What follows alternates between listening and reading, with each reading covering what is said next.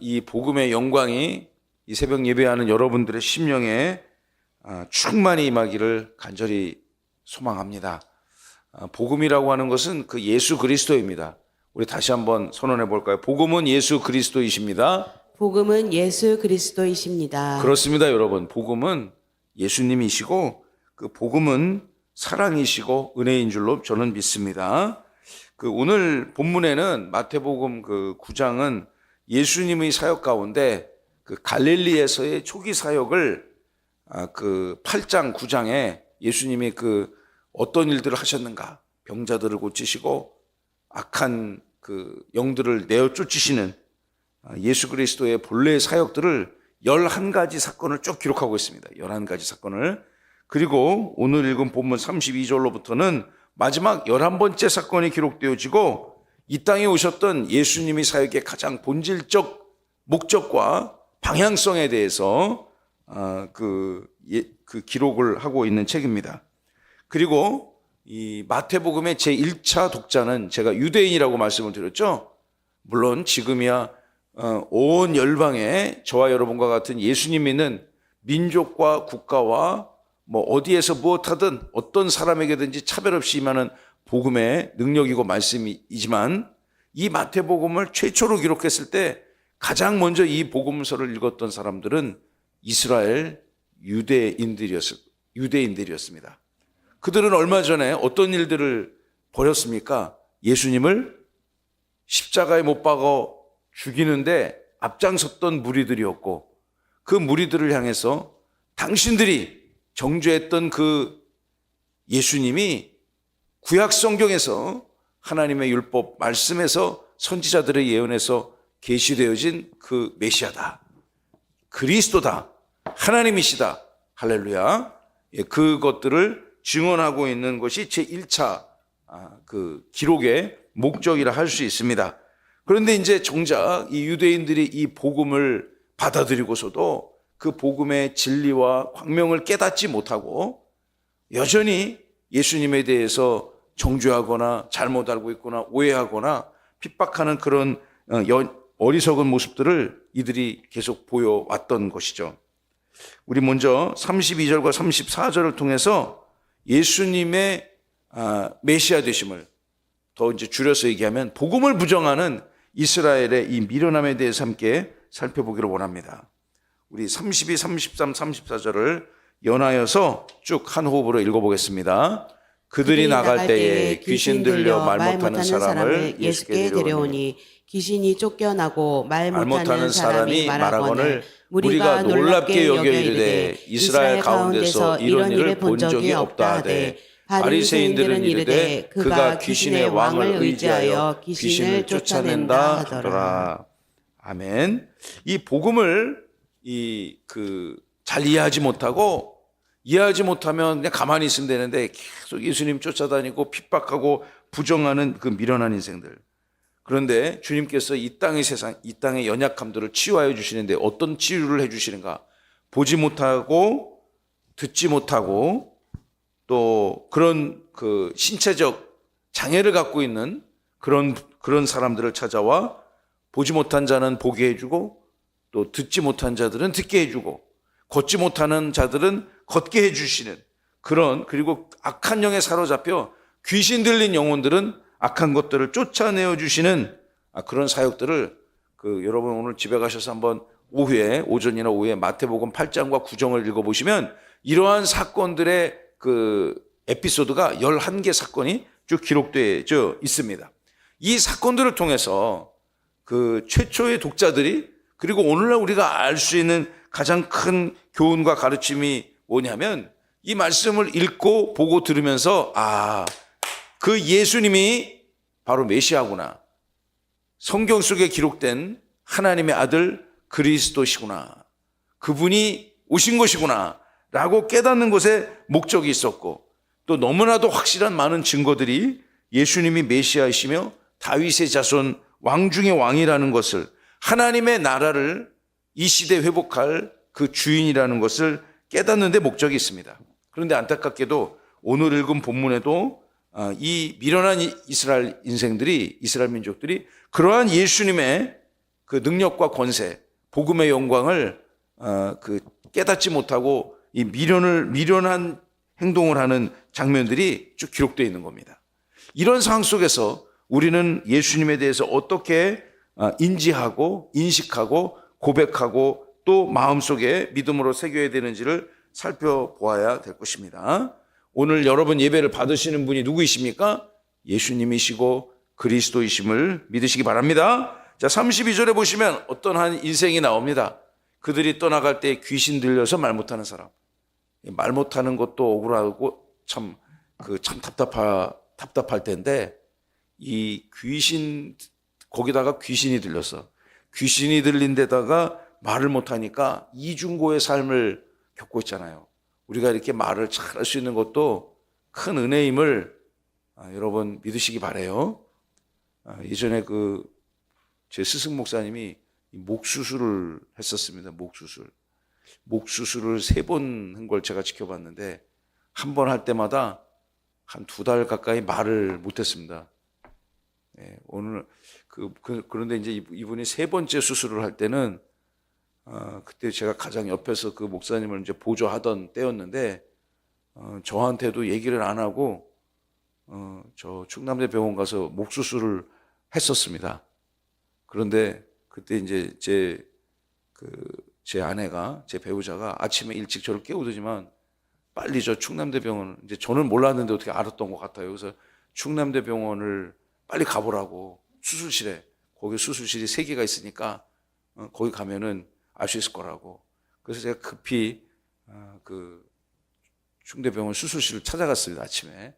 그래서 어딘지 안 가르쳐 주니까, 얘기를 안 해주니까 모르니까 이제 일일이 다니면서 그 수술하는 사람들을 이렇게 확인했습니다. 어떻게 확인했느냐? 이름을 이제 그 가운데다가 별표를 넣었잖아요. 예? 양별표임 이런 식으로 이렇게 수술할 환자들의 리스트가 이렇게 쭉 있는 겁니다. 그래서 뭐 원별표 혁 이런 식으로 있으니까 대충 누군지 알잖아요. 그래서 여기저기 다녀보니까 이 별표 성님이 있더라고요. 그래서 저분이 맞겠지. 그래서 제가 거기 이렇게 기다리고 있으니까 수술실에서 나오시더라고요. 수술 다 하고 나와가지고 그 병동을 가가지고 이제 회복 중인데, 그 의사 선생님이 실수를 해갖고 이 목을 팍 찌른 거야, 이렇게.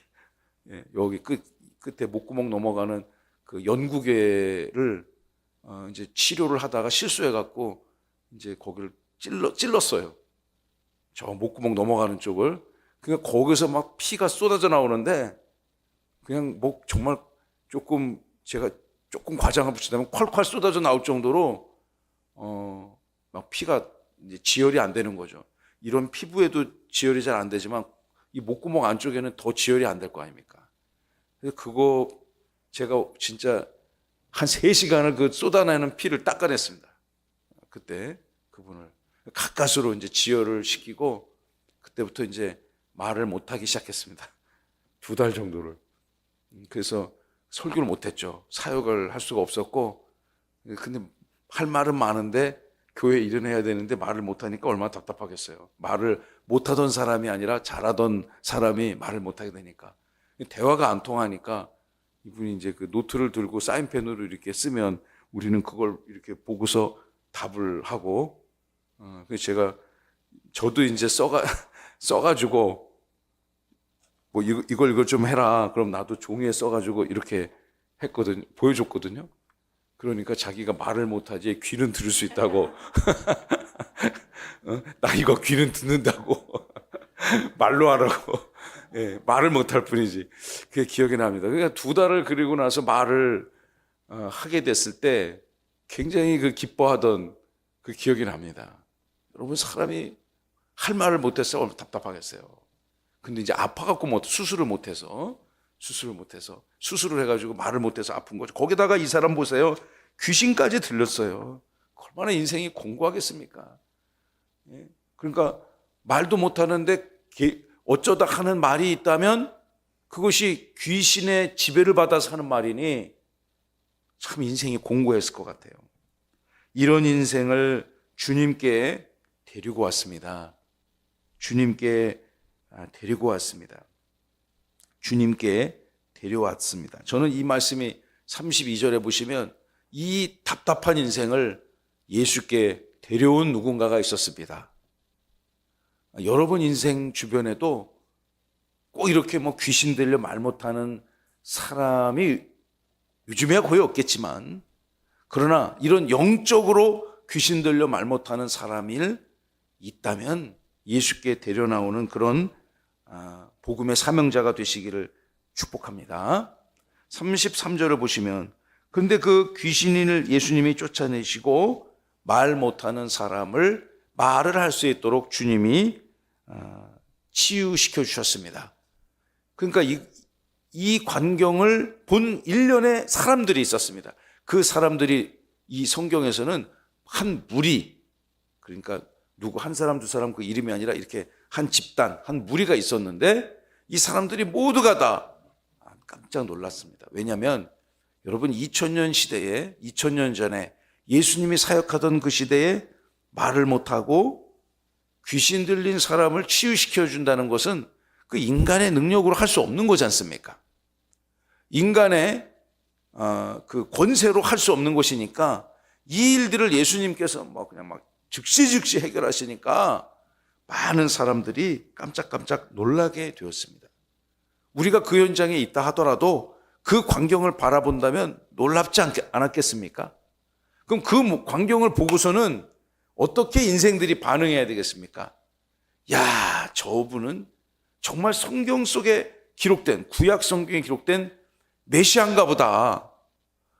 이렇게 예수님의 본질과 정체성에 대해서 회복하고 깨닫고 고백하는 역사가 있어야 될진데, 그런데 이스라엘 가운데서 이런 일을 본 적이 없다.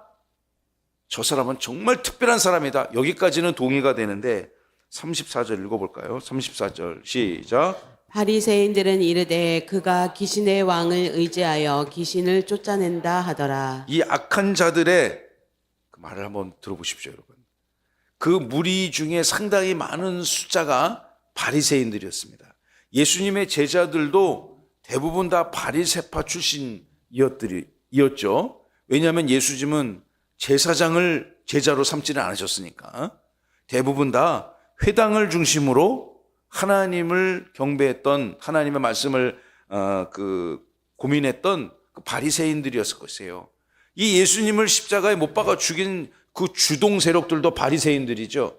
예수님이 가는 곳곳마다 마태복음 8장과 9장에 수많은 복음 사역을 감당했을 때 그때 그 계속 쫓아다니며 시비하고 정죄했던 사람들이 예수님에 대해서 지금 어떻게 말을 하고 있습니까? 지금 귀신 들려서 더 센 귀신이 들려가지고 저 예수라는 그 나사렛 출신의 랍비가 저런 일을 하고 있다. 이런 일을 예수님이 들었을 때 진짜 참 얼마나 화가 났겠습니까?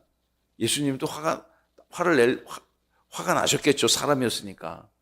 만왕의 왕이시고 왕 중의 왕이시고 또 이 온 우주 만물의 통치자가 되시는 그 하나님이신 예수 그리스도 앞에 그를 귀신의 대장이다라고 얘기하니까 정말 무지하게 화났을 것 같아요.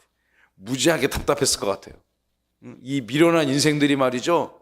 그 예수님의 본질을 깨닫지 못하고 이렇게 오해하고 있으니 참 그냥 화를 참지 못하는 우리 인생들 같은 경우에는 정말 굉장히 영어로 얘기하면 업셋했다고 그러죠. 완전 뒤집어졌을 것 같아요. 자, 그럴 때 이 마태가 이 모든 마태복음 8장과 9장 쪽에서 예수님의 11가지 그리스도로서의 이 치유와 회복 역사를 딱 기록하면서 예수님의 사역을 이렇게 정리를 하고 있습니다. 우리 둘째 하면 여러분 제목을 읽어보세요. 둘째 시작. 예수 그리스도 복음의 3대 사역. 예수 그리스도 복음의 3대 사역. 제가 좋아하고 암송하는 말씀 중에 하나입니다. 35절 다 함께 읽어봅니다. 시작. 예수께서 모든 도시와 마을에 두루 다니사 그들의 회당에서 가르치시며 천국 복음을 전파하시며 모든 병과 모든 약한 것을 고치시니라. 아멘. 예수님이 하셨던 이제까지 이제 우리가 마태복음 9장 35절 35절부터 38절까지 이 마지막 본문인데 예수님의 3년 사역 중에서 초기 갈릴리에서의 치유와 회복 역사를 딱 총정리한 본문입니다. 이게 예수님이 모든 도시와 마을에 두루 다니시면서 그들의 회당, 그러니까 회당에는 주로 바리새인들이 모여 있었겠죠. 그들의 회당에서 뭐 하셨어요? 가르치셨습니다. 다 함께 가르치셨다. 가르치셨다. 두 번째는 천국의 복음을 전파하셨습니다. 복음을 전파하셨다. 복음을 전파하셨다. 예수님의 세 번째 사역은 모든 병, 아까 귀신 들린 병, 말 못하는 병, 그리고 모든 인생들이 갖고 있는 연약하고 약한 것을 고치시니라. 고치셨다. 시작. 고치셨다. 그러니까 가르치셨다, 전파하셨다, 고치셨다. 시작. 가르치셨다, 전파하셨다, 고치셨다. 이것이 예수님의 갈릴리 초기 사역의 3대 사역의 목적이었습니다. 가는 곳곳마다 하나님의 나라를 가르치셨습니다. 가는 곳곳마다 깨닫지 못하는 복음의 진리들을 말씀으로 가르치셨습니다. 마태복음 13장에 보면 예수님께서 이 땅에 오신 하나님이신 예수님께서 복음을 하나님의 나라를 무엇에 여러 가지 비유로 설명하시잖아요. 그것이 하나님의 나라에 대한 비유 설교를 말씀하고 있는 장이지 않습니까? 이렇게 하나님의 나라가 어떤 것인지 진리를 들어서 비유로도 말씀하시고 또 직설적인 화법으로도 말씀하시고 말씀으로 소리를 내셔서 가르치시는 사역을 감당하셨습니다. 두 번째는 그 가르치신 사역을 넘어서서 복음을 그 각 개인도 배워서 그 소유하게 되지만 그 복음을 전하는 방법들을 또한 가르쳐 주셨습니다. 복음을 전파하는 것을 가르쳐 주셨습니다. 그리고 모든 병든 것, 약한 것들을 치유시켜 주시고 회복시켜 주셨습니다. 우리 다시 한번 마태복음 9장 35절 말씀을 함께 다시 읽어봅니다. 3대 사역을 머릿속에 딱 집어넣으시고 가슴에 새기시기 바랍니다. 시작. 예수께서 모든 도시와 마을에 두루 다니사 그들의 회당에서 가르치시며 천국 복음을 전파하시며 모든 병과 모든 약한 것을 고치시니라. 가르치시고 직접 복음을 전하시고 또 모든 약한 것들을 회복시켜 주셨습니다. 가르치셨다. 티칭. 선생님들이 가르쳐 주잖아요. 티칭. 그리고 천국 복음을 전파하셨다. 프로클레이밍. 그리고 모든 병과 모든 악한 것을 고치셨다. 힐링. 이것이 바로 예수님의 3대 사역입니다. 마태가 아마 이런 글들을 쓰는 것을 굉장히 좋아했던 것 같아요. 이제 우리가 마태복음 9장 35절의 말씀을 두 번 읽어봤는데 우리 성경 본문 한번 여러분 가지고 계신 성경책에서 찾아보겠습니다. 마태복음 4장 23절 한번 찾아보시기 바랍니다. 마태복음 4장 23절.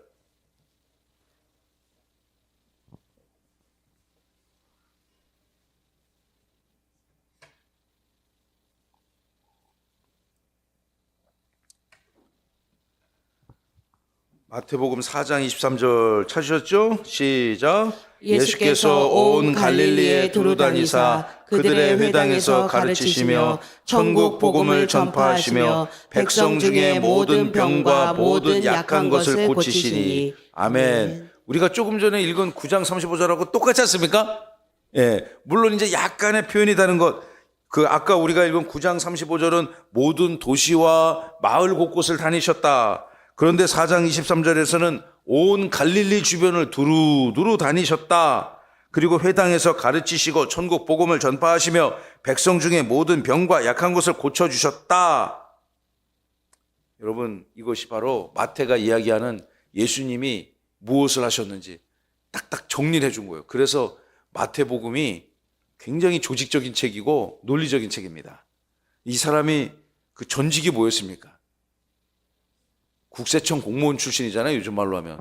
그죠? 세리 마태가 말이죠. 그러니까 세금을 걷어들이는데도 막 중구난방으로 막 이 사람한테 많이 걷고 막 저 사람한테 그러면 안 되겠죠. 우리나라도 세금을 걷어들일 때 그 국세청이 막 맘대로 징수하지 않지 않습니까? 조세 법률주의라는 원칙이 있습니다. 조세 법률주의. 모든 국가의 조세는 법률이 정하는 바에 따라서 집행한다라는 대원칙과 사상이죠. 그러니까 아주 굉장히 우리나라 법이 아주 치밀하게 기록되어 있잖아요. 그러니까 이 세리마태도 물론 민족들로부터 세금을 받아들여서 부정한 이익을 취해서 그 수많은 사람들에게 많은 비난을 받던 사람들이긴 했지만 기본적으로 마태는요 굉장히 조직적이고 논리적인 사람이었기 때문에 그의 그러한 성품과 인격과 그 자질들이 이 마태라는 복음서를 기록하는 곳에 곳곳에 담겨져 있습니다.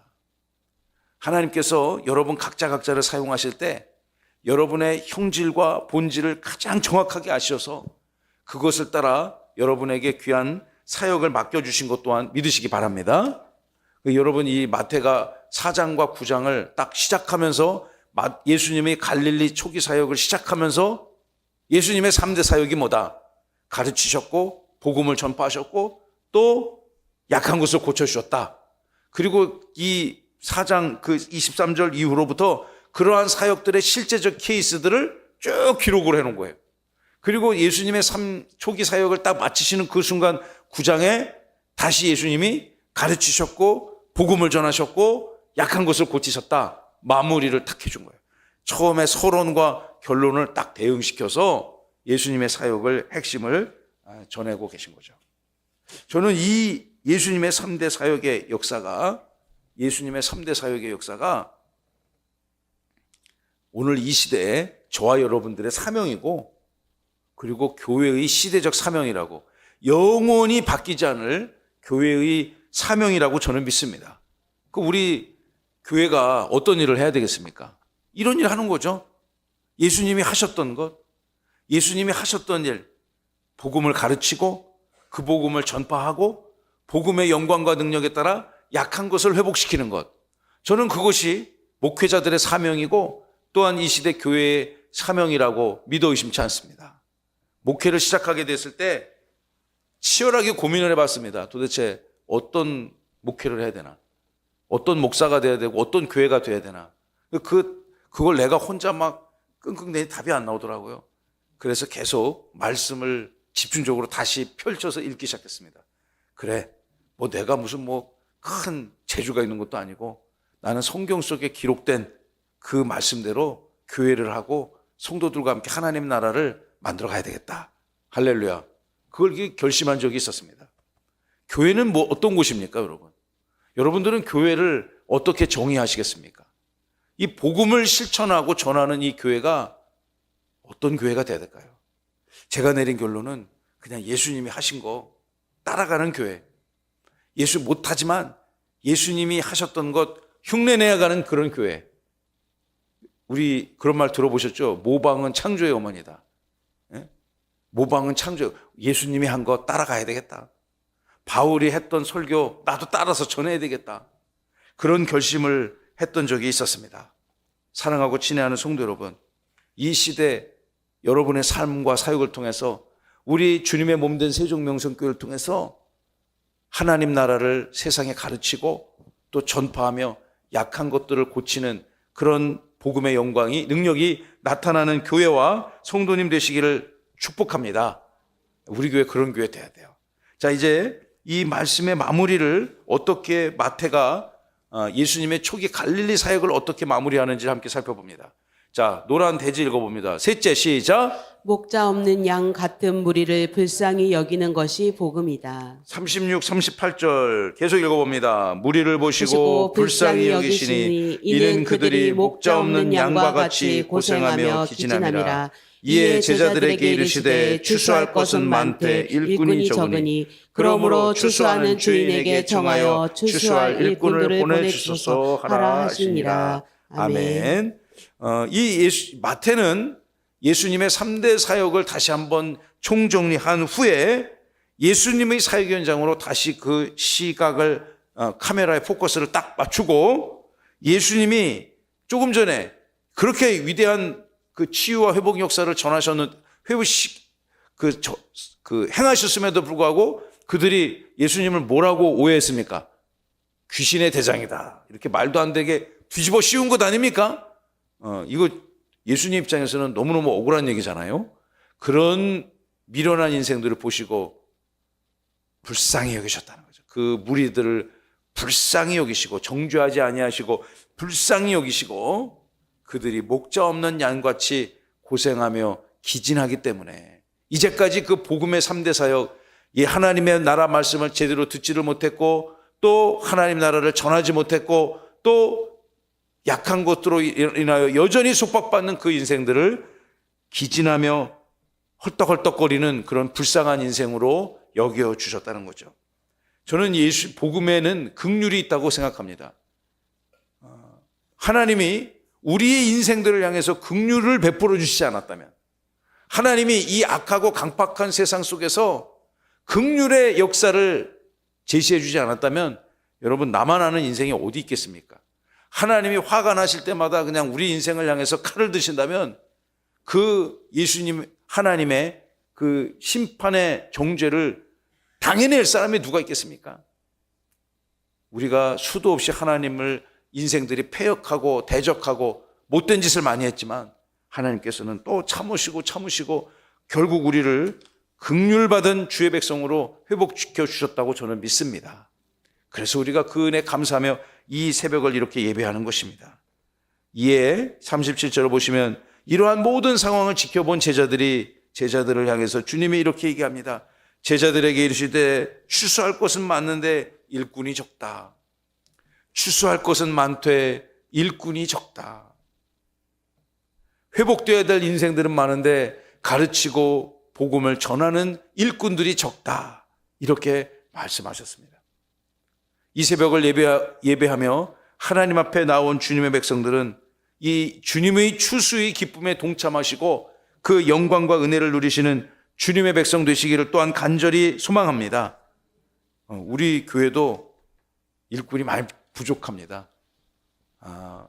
그래서 내년에 제가 이것저것 목회 계획들을 또 세우고 점검하는 거의 다 했는데 과정 속에 있는데 우리 교회 공동체에도 가르치고 전하고 연약한 것을 회복시킬 많은 일꾼들이 세워지고 또 영광 가운데 하나님 앞에 복을 얻는 그런 주님의 백성들 되시기를 간절히 소망합니다.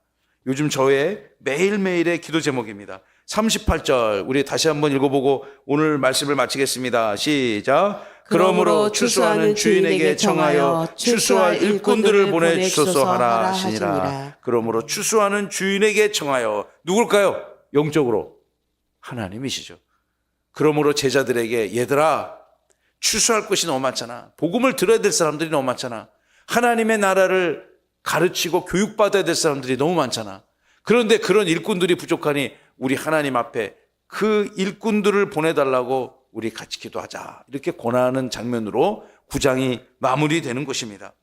제자를 키워내는 것이 복음의 사명이죠. 할렐루야.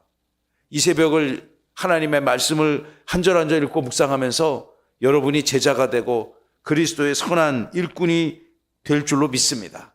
우리 교회가 또 그런 교회 되겠죠. 이 복음을 참다운 예수 그리스도 복음을 전하는데 열심인 그런 교회가 되어야 될 것입니다. 이제 정통 교회들은 복음을 잘 안 전하고 못된 이단들은 그냥 막 길을 쓰고 전하고 그런 악한 세대지 않습니까? 어저께 밤에 제가 어떤 집사님하고 차 한잔하면서 교제할 기회가 있었습니다. 그런데 목사님 엊그저께 설교를 들을 때 저 깜짝 놀랐는데 여기에 그 이단교회가 그렇게 들어왔다는 거를 몰랐습니다. 그렇게 얘기를 하더라고요. 그래서 집사님이 모르는 게 있어요. 그 집사님이 거의 만물 박사 같은 분이거든요. 그냥 뭐 얘기하면 모르는 게 없는 분인데 자기 몰랐다는 거예요. 몰랐을 것 같아서 가르쳐 주셔서 고맙습니다.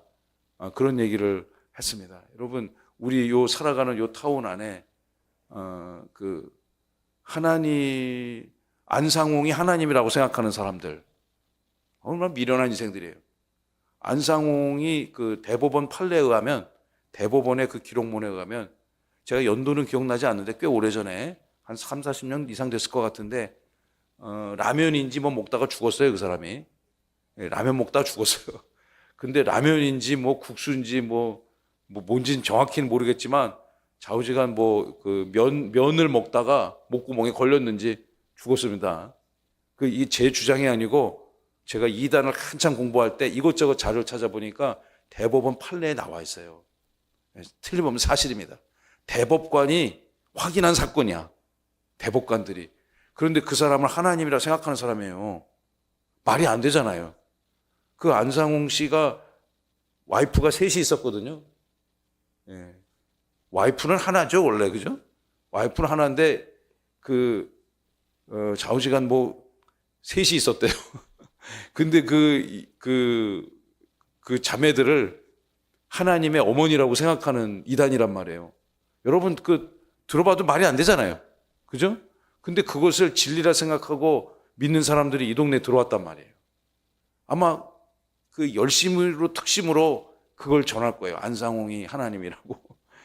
우리 절대 미혹되지 않고, 우리는 복음을 전할 추수할 일꾼으로, 복음으로 사랑과 긍휼이라는 엔진을 탁 달아가지고, 복음에 사랑과 긍휼이라는 엔진을 예수님처럼 딱 달아서 여러분의 가정 공동체에 사랑하는 이웃들에게 널리 그 복음의 영광을 전하고 모든 사람들이 주의 축복을 받는 그런 일꾼이 되시기를, 우리 세종명성교회가 그러한 사명을 이 사회에 감당하는 건강하고 행복한 신앙 공동체가 되기를, 여러분이 그 축복의 역사의 주인공이 되시기를 주님의 이름으로 축원하고 축복합니다.